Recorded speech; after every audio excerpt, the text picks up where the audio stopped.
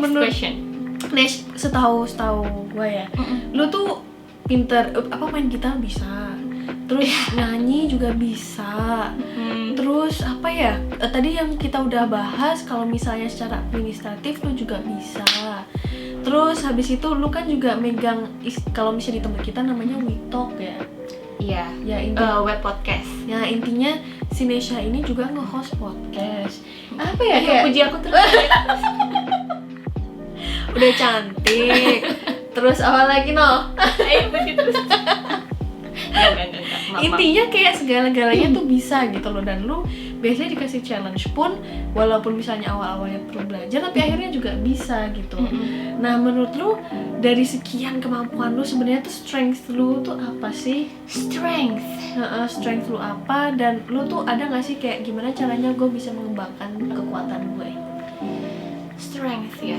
Kalau boleh jujur, aku tuh belum tahu strengthku di mana. Jadi at this point ya itu tadi seperti yang kamu bilang, kalau dikasih challenge sesuatu aku akan terima apapun itu. Aku bisa belajar, ya semua orang bisa belajar gitu loh. Dan menurut aku gagal atau berhasil sama-sama melelahkan. Iya. Enggak. Dan menurut aku lu boleh gagal gitu loh dalam satu challenge yang mungkin dikasih sama atasan lu gitu. Tapi poinnya adalah si pembelajarannya itu gitu. Ketika lu gagal, lu bisa memilah gitu loh, ini gagalnya di mana gitu. Apa yang bisa diperbaikin, apa yang bisa dilakukan untuk supaya si challenge ini tuh berhasil. Balik lagi ya, ditanya strength-nya apa, aku masih belum tahu gitu. Tapi kalau bakat kalau bakat beda lagi. Gimana tuh? Jadi kalau bakat ini mungkin aku sudah ngediscover tuh dari kecil ya. Gimana, apa tuh? Jadi aku tuh awalnya dari hobi. Aku tuh hobi nyanyi, aku hobi main musik. Terus papa dan mamaku juga hobi karaokean. Itu mulai dari situ sih. I see. Kayaknya bakatku nyanyi deh. Tapi maksudnya gimana ya? Ketika lu tahu lu nggak bagus-bagus amat, tapi lu pede gitu loh. Maksudnya tetap lu menikmati, lu senang melakukan hal itu gitu loh. Jadi mungkin bakatku ada di musik sih. Dari SD tuh aku ikut choir, SMP juga sampai SMA. Nah terus pas aku masuk ke kuliah itu aku mohon maaf, aku lihat choir di kampusku tuh jelek, jadinya kayak males gitu loh masuk ke situ. Jadinya aku kayak nggak tertarik gitu loh untuk masuk ke paduan suara lagi gitu. Semoga ya yang paduan suara di tempatnya dia nggak nge-view ini gitu. Jadinya karena itu nggak dilanjutin. Iya betul. Kalau misalnya secara karir sebenarnya apa sih yang lu pengen asah? Jadi lu tahu gue kayaknya pinter di sini deh. Maksudnya kan pasti dari sekian aktivitas lu ada aktivitas yang lu paling suka. Oke. Gitu. Nah itu yang pengen lu asah, lu pengen belajar lebih lanjut. Kalau dari segi karir aku lebih suka untuk ngedesain sebenarnya. Oh iya benar, jadi dia kan juga PIC apa sih poster-poster gitu iya, kan. e-paper. Jadi si Nesha tuh intinya jagonya yang desain. Kalau misalnya ada poster pasti dia PIC-nya. Berarti lu selain hasilnya juga bagus, memang lu menikmati. Iya, aku menikmati proses pembuatannya sih lebih tepatnya, karena di situ tuh kalau Kak Ajeng memperhatikan ya, aku kalau bikin poster atau bikin e-paper itu tadi yang buat divisi kita itu, aku nggak akan kemana-mana, aku akan di situ aja mantengin komputer gini nih aku nih, fokus kayak nggak kanan kiri. Iya. Kalau misalnya diajak ngomong juga dia tetap di sini. Iya, dan ketika jam makan siang pun kadang-kadang Kak Ajeng, Nes udah selesai belum, yuk makan gitu. Iya Kak, bentar lagi. Awal banget sih nih, kantinnya udah ngantri nih. bentar lagi Kak gitu. Karena ya itu sih, aku menikmati proses pembuatannya. Dan kalau misalkan kita ngedesain itu kan kita kayak mikir nih, aduh ini font apa nih yang pas buat di sini, ini bawahnya kasih font apa nih, atau backgroundnya kayaknya terlalu terang deh, kayaknya nggak sesuai dengan tulisannya, nanti nggak kelihatan, kayak gitu sih. Aku menikmati gitu sih. Jadi intinya apapun yang berhubungan dengan bisa gue bilang estetik nggak sih? Atau hanya terkait dengan poster aja? Sebenarnya nggak terkait dengan poster aja sih, kayak dashboard gitu. Aku juga menikmati proses pembuatannya dan proses pembelajarannya juga gitu. Karena kan mungkin aku orang yang suka menampilkan hasil karyaku gitu loh. Nah, berarti si Nesha tuh sukanya bikin dashboard tuh jadi kelihatan lebih cantik. Iya. Kadang kan dashboard orang kalau misalnya pengen cepet-cepet aja ya udah bikin ala kadarnya aja. Nah, kalau si Nesha Kayak kamu ya. Tawan lagi. Nah, kalau si Nesha tuh niat tuh dia bikinnya jadi cantik. Terus kadang kanan kirinya ada sesuatunya. Jadi cantik. Nah, selain itu juga kayak apa ya, pernak-pernik kamera gitu juga lu jago gitu loh. Masa sih? Kayak apa sih, ini di tengah lah, tuh warnanya jadi bagus lah, terus ya gitulah. Jadi gue mikir kayak apapun estetik tuh kayak lu jago. Oh, make up apalagi. Oh iya sih. Ya kan, lu menikmati banget make up, iya kan? Iya. Kalau gue nggak suka sih prosesnya, gue pengen cepet-cepet jadi. Kalau lu tuh kayak Iya. terus alis juga. Iya, kayak alisku tuh. Soalnya gini, alisku tuh nggak sama Kak. Kalau mungkin kamu bikinnya 2 menit gitu, aku ya paling 3 kali lipatnya. Masa iya 3 kali lipat, gak lebih lama? I'm sorry.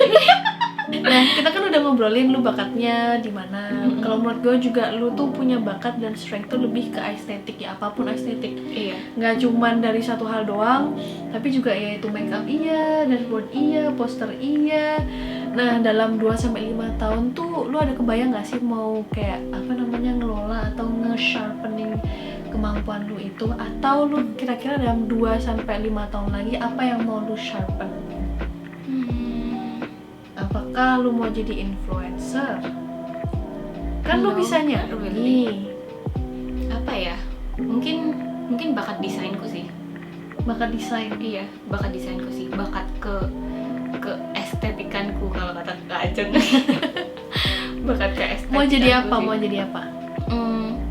Aku sih orangnya mungkin aku nggak bisa memproyeksikan sampai jauh banget 2-5 tahun gitu, tapi I take little steps gitu, dan aku percaya little steps itu yang bisa ngelit aku untuk sesuatu yang lebih besar. Tapi sesuatu yang lebih besar nih aku masih apa ya, masih blurry gitu loh.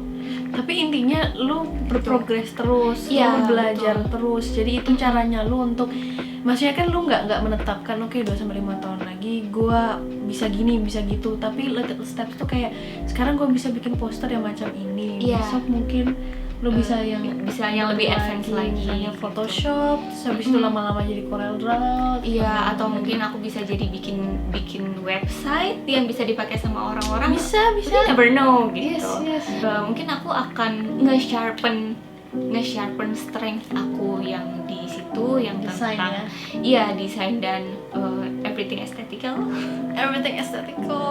gitu. Berarti misalnya nih sekarang kan lu udah jago makeup, mungkin lu bisa apalagi gitu sekarang 1 layer terus lama-lama jadi 3 layer. Oh my gosh, nggak setebel itu sih.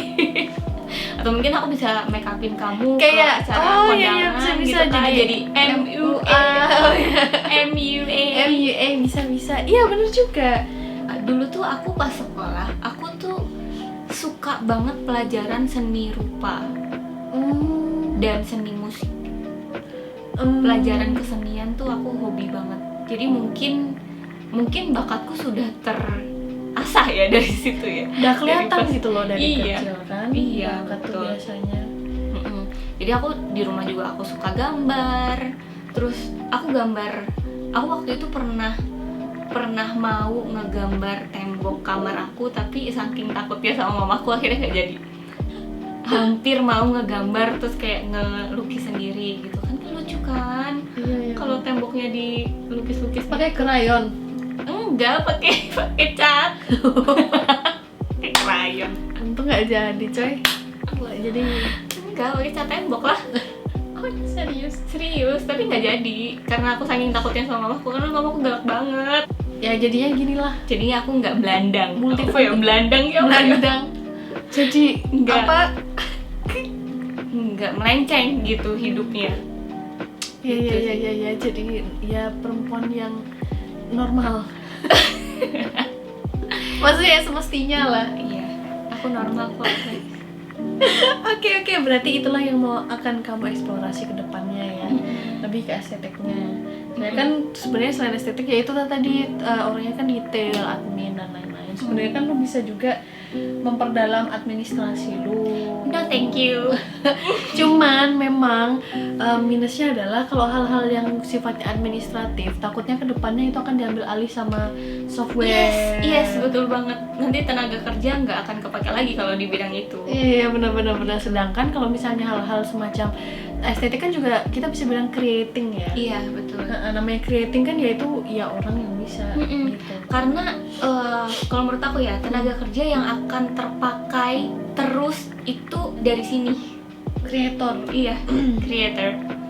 Ketika lu bisa membuat sesuatu, ketika lu bisa ngonsepin sesuatu, ketika lu bisa ngedesain sesuatu, itu yang akan berguna gitu di sepanjang masa. Jadi kalau misalkan lu ngerjain rutinitas doang, setiap hari lu ngerjain ini gitu, dari mulai pagi lu ngerjain A, siang lu ngerjain B, sore lu ngerjain C, dan itu diulang-ulang terus setiap hari. Gimana ya, software itu mahal di depan, tapi kedepannya lu udah nggak usah bayar gitu. Tapi kalau misalkan tenaga kerja, lu kan harus bayar terus kan. Bener. Perusahaan harus bayar lu terus gitu.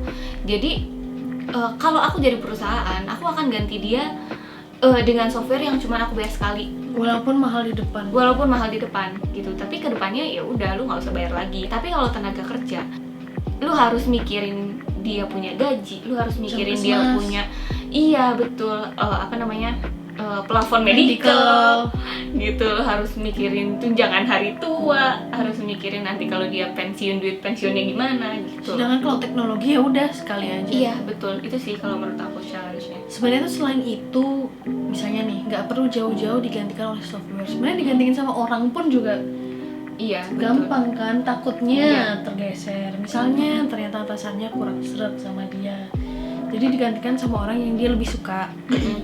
Tapi kalau menurut aku, kalau kerjaannya emang cuma gitu-gitu doang, ya buat apa? Buat apa ada orang, plus human error itu kan juga kemungkinannya besar ya. Iya, terutama betul. kalau orangnya tuh lagi stres, lagi capek banget, lagi tiba-tiba lagi banyak problem sekaligus gitu kan. Berarti kan human error tuh kemungkinannya tinggi banget kan. kemungkinan tinggi. Sedangkan namanya juga udah software, ya mungkin sesekali ada bugs, tapi kan bugs udah diperbaiki ya udah nanti akan jalan.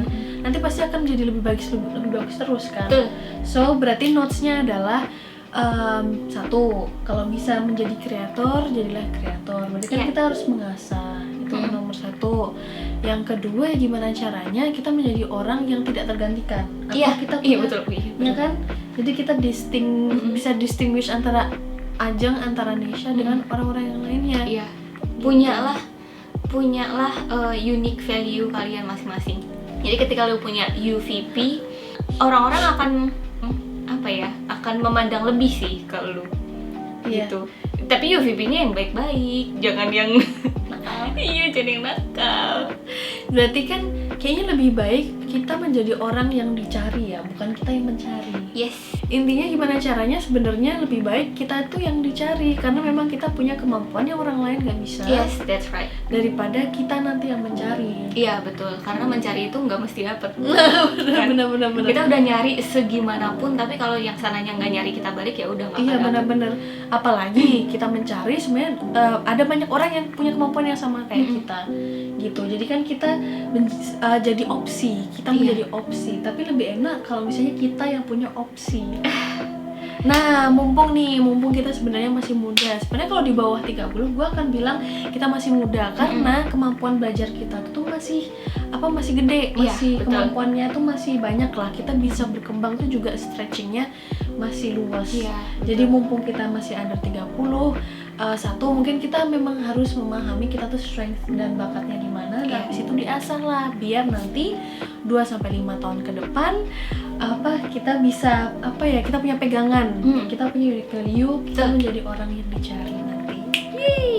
Nah, sebelum kita menutup segmen hari ini, adakah mungkin dari Nesha masukan buat teman-teman yang di rumah sana, mungkin masukan gimana caranya menjadi pribadi yang lebih baik kah, atau gimana caranya kita mencari jati diri dan strength kita, terutama ciwi-ciwi. ciwi-ciwi. Oke. Mungkin pesan dari aku bagi ciwi-ciwi di luar sana, jangan lupakan branding sih kalau menurut aku. Iya benar juga. Iya, jangan lupakan branding karena mau sebaik apapun perilaku kamu, mau seberguna apapun kamu di perusahaan, tapi ketika branding kamu sudah jelek, kamu akan gak dianggap sama perusahaan dan lingkungan sekitar kamu gitu. Jadi yang pertama, bangun branding sebaik mungkin, sekuat mungkin, se-impactful mungkin.